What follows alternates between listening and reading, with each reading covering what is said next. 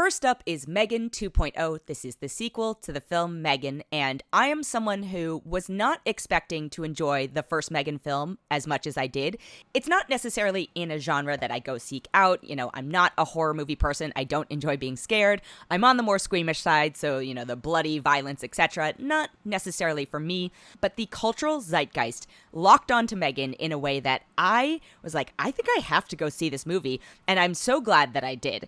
Now, going into the sequel, because I had no expectations for the first one, and I don't think anybody necessarily had expectations for the first one, I was very pleasantly surprised by that. Going into M3GAN 2.0, it did have some cachet of goodwill, and it also had an expectation of quality, and I don't think this is a bad film. It is not as good as the first one, and it's hard being a sequel, but I do think it lacks some of the horror elements, which for a viewer like me, maybe actually makes it a slightly more enjoyable experience. But if you went into the first one for the horror elements, for the suspense, for that type of thing, M3GAN 2.0 is more of an honestly straightforward action thriller film than it is a horror film. There are, of course, moments in it, but I was not scared in a way that I was occasionally freaked out by the first M3GAN film. So this one sees the return of M3GAN, the doll, artificial intelligence, etc. And this time she's going up against another robot mega doll murderer named Amelia, who is a military-grade weapon, and this is all in the trailers. And so we are having to fight AI with AI. Allison Williams, Violet McGraw, Brian Jordan Alvarez, and Jen Van Epps return. Also, Amy Donald, who does the physical version of M3GAN, is here.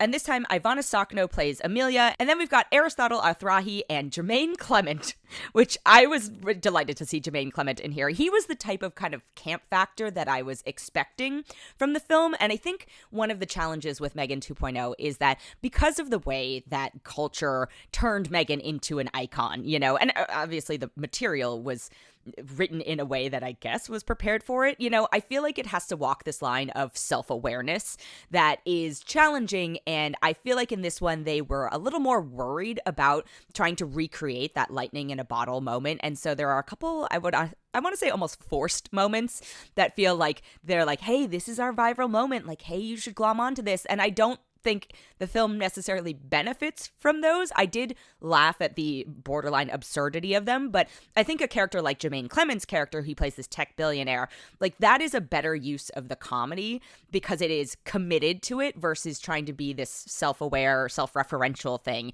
So M3GAN 2.0 does suffer from that at points, but if you are looking for just an action film with characters who are kind of too extremely ridiculous, this is definitely up there. The tech side of it is very gobbledygook, and not just in a like, oh, AI is, hand waving away. I actually think the AI part of it is probably the most believable part, but just the way that some of the characters talk about the tech and, both from a hardware and a software point of view, I'm just like, you're not selling me here. But overall, please don't go into this expecting the same innovativeness that the first M3GAN had. Know that this is a sequel that is trying very hard to go, all right, well, what worked in the first one and how do we recapitalize on that? Which it's not a great way to go about it, but it's also like, all right, we like the familiar. You're going to see this for the absurdity of the character M3GAN. That is what you're going to get. I actually thought the character of Amelia was a more fascinating, like, futurist look, but I don't think the film is ever willing to really, like, go there in terms of the ethical stuff, and they talk a lot about ethics, but they only scratch the surface of the actual arguments to be had because, again, I realize this is meant to be broad entertainment. So, M3GAN 2.0, not gonna lie, not as good as the first one. I don't think that should be a surprise to anyone. It's not bad, but it is not necessarily a run out and see it. I had a fine time at it. If you have like an AMC A-list or something like that, or if you really enjoyed the first one and you're okay with like putting the horror stuff aside, you're gonna have a fine time at this. I'm gonna give this a 3.1 out of 5. The next film I have is 28 Years Later, and this is a slightly odd one for me because I have no context going to this. I mean, I vaguely understand the premise of it, but I have not seen the other films in this series, so I haven't seen 28 Days Later or 28 Weeks Later. But I was like, let me just see if I can drop into this, and good news is, yeah, you can totally drop into a zombie film where generally they're not asking a lot of logic of you. I think kind of like a M3GAN 2.0. Like, do you have to have seen M3GAN for M3GAN 2.0 to make sense? No, because there's so much exposition to help make up for it that you're like, all right, I get what's going on. For 28 Years Later, I know enough about the zombie genre, even though it is not my genre of choice, to go, I get what's going on. And so, again, For context, this review is as somebody who has no other ties to the franchise. This is my first dip into it. So if there are references to earlier things or characters or whatever it may be, I don't get them. I have a complicated relationship with Alex Garland's work. He does return as the writer of this one. I think it's maybe tempered by the presence of Danny Boyle as the director, and I'm not fully sure what I was expecting. I actually do know what I was expecting. I thought this was going to be a scarier movie than it ends up being. I thought this was more, much like how, again, just to tie things back, the first M3GAN film is more horror. I thought this was going to be more horror because, you know, it's in the zombie genre and there are the scary fast zombies who move fast, and then there are these like weird bloaty ones that are real slow and hungry. So again, I was going into this expecting to be more terrified than I was. This seems like, I don't want to say a smaller story, but it is contained to a degree. So it stars Aaron Taylor Johnson and Jodie Comer, and they are residents of this little island within the island. And I guess the premise behind 28, et cetera, later is that it was limited. The zombie apocalypse was limited to the UK, which is an island, and therefore you can, kind of quarantine it, which, all right, that makes total sense to me. And then they have a son called Spike, who's played by Alfie Williams, and, having a young actor as your lead of a film, always a challenge. I think Alfie Williams does a fine job, but there are times when I got really frustrated at the character, and I understand that part of it is he has grown up in a very sheltered, very apocalyptic world, but I'm like, you lack a street smart that it's. I would imagine that somebody who has to grow up in a constantly on the defense, like literally physically, world would have more of. There are just times where I'm like, and I get it, he's supposed to be a kid. Okay, fine.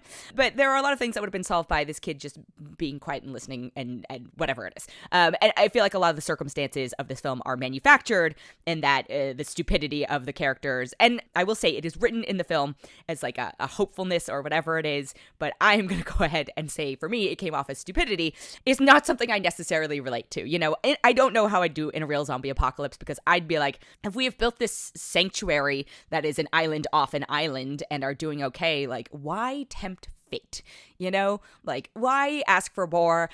I don't know what this says about me as a person, but anyway, these characters do ask for more, and or circumstances bring them into the more dangerous mainland, and then zombie darkness ensues, and then at some point, Ralph Fiennes shows up as, I don't want to go too much into it. Ralph Fiennes shows up and gives a very bizarre, borderline Shakespearean, borderline camp performance. Yeah, I don't know what's happening there. And then at the very end, we get to see Jack O'Connell, who I think is the MVP for this year, between this and Sinners, of just shows up as a cuckoo bananas character. So that's all I'll say about the plot. Like I said, if you are averse to horror movies or scared like I get, this is less scary than I was expecting, again, because it falls into the tropes of a zombie film. You generally know when you can expect scary. I don't fully understand the logic of these zombies by their own kind of like hierarchical behavior in terms of like how animals would behave, or which is what they're kind of most closely mapped to. I don't know if this is something that is explained in the other ones, or if this is something that this one is changing and going above it, changing the path, or saying that they're evolving, because, we're 28 years later. I'm not fully sure. I don't think I care, honestly. I was not particularly entertained by this film. It goes very off the rails at the end, and I was just like, I don't know if it's because we're past the point of survival in this, right? We have established colonies, we have established vague levels of safety, etc. And I don't think that, at least within the characters that we're following, they're looking for a cure in something like a Last of Us or a Walking Dead.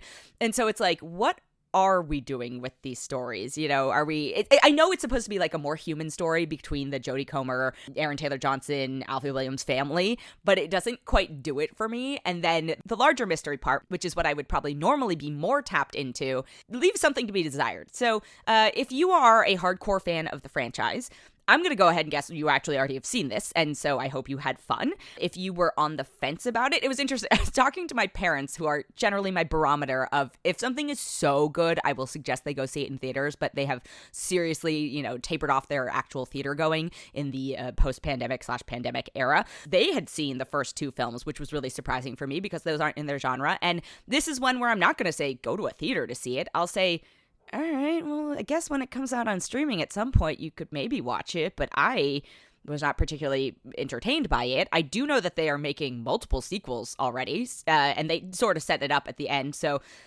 I think fans of the franchise will have already seen this. If you were on the fence, I'm going to go ahead and say you can wait. I did get to see a tiny bit from one of the sequels, and it feels like that might be more in line with the kind of larger scale catastrophic stuff that these things are dealing with, so maybe that will be more of a return to form. But as far as looking at this from my perspective, which is just kind of like an isolated film, and knowing it's part of a franchise, but just only seeing it, I was like, this is nah. I've seen better. So I'm only going to give this a 2.9 out of 5.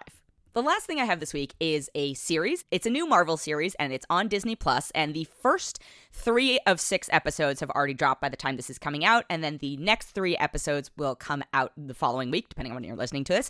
So this is about Riri Williams, who we did get to meet in Black Panther: Wakanda Forever, and I feel like she was very much shoehorned into that movie. I liked the character in that, but I was like, well, this movie is already long and a little dragging, and I get that we are using this as kind of a hook to get people to watch the series, but I don't know if it balanced Wakanda Forever in a way that we needed to. But anyway, now she's getting her own series. 6 episodes feels light for a series, but we're going with it. And we are getting to take a look at her life post the events of Wakanda Forever. She is an inventor of like Tony Stark or better level intelligence, which I love. I love the idea of this young black woman being smarter than this billionaire, genius. He's a genius too.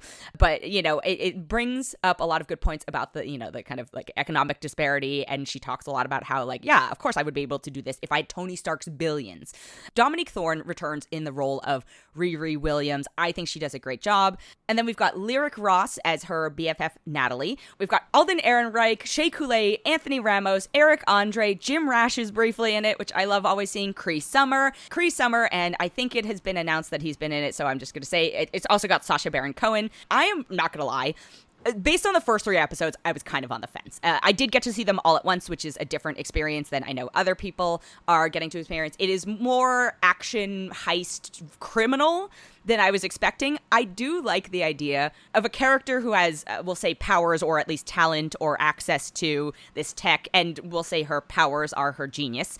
I like the idea of that character, not automatically being like, I'm here to fight crime because it's the right thing to do. More like being like, I need to get by in this world, and I was not handed a life of $1 billion, and so this is how I'm going to function. I love that part of the morality. I don't know if the show knows how to quite convey it in a not on the nose way. So it's pretty on the nose a lot, which is okay. But then the second half of episodes picks up in a way that had me literally screaming at my television, and it was very exciting. It goes a little deep cut, and there are definitely times where you have to have known about other parts of the MCU, and I'm at the point, and I'm very vocal about this, I'm like struggling with the amount of homework I have to do or remember as we gain more and more series. But I think generally folks will either, the internet will tell you the importance of these things as soon as those episodes come out. But also just from an emotional arc, I think the second half of this is much stronger. I actually would have liked to see this maybe dragged out into like 8 episodes. I think we could have done a little more to develop what's going on, and it feels very abrupt in the way it ends. And I'm hoping that because of that, they're just like prepared for a second season. But I feel like we only start to get to scratch the surface. But I was very excited by the second half scratching. So Ironheart, the first 3 episodes are out now, and then the next 3 will be on Disney Plus as of July 1st. It is worth checking out.